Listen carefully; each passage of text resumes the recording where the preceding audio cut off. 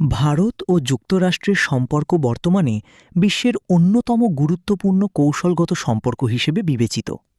এই সম্পর্ক সময়ের সাথে অনেক পরিবর্তনের মধ্য দিয়ে শক্তিশালী হয়েছে। ভারত স্বাধীনতার পর প্রথম দিকে নিরপেক্ষ পররাষ্ট্রনীতি বা নন অ্যালাইন্ড মুভমেন্ট অনুসরণ করত। অন্যদিকে যুক্তরাষ্ট্র ছিল সোভিয়েত ইউনিয়নের প্রতিদ্বন্দ্বী। ফলে শুরুতে দুই দেশের সম্পর্ক খুব ঘনিষ্ঠ ছিল না। ১৯৯১ সালের পর ভারত অর্থনৈতিক উদারীকরণ শুরু করলে এবং সোভিয়েত ইউনিয়ন ভেঙে যাওয়ার পর দুই দেশের সম্পর্ক উন্নতির দিকে যেতে থাকে। বর্তমানে ভারত যুক্তরাষ্ট্রের মধ্যে শক্তিশালী প্রতিরক্ষা সহযোগিতা রয়েছে। দুই দেশ নিয়মিত যৌথ সামরিক মহড়া করে, যেমন মালাবার এক্সারসাইজ।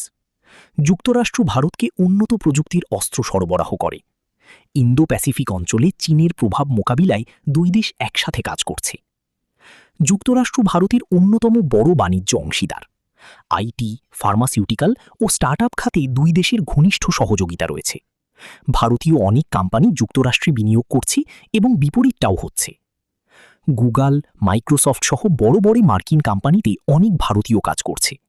দুই দেশের মধ্যে উচ্চশিক্ষা ও গবেষণায় সহযোগিতা বাড়ছে।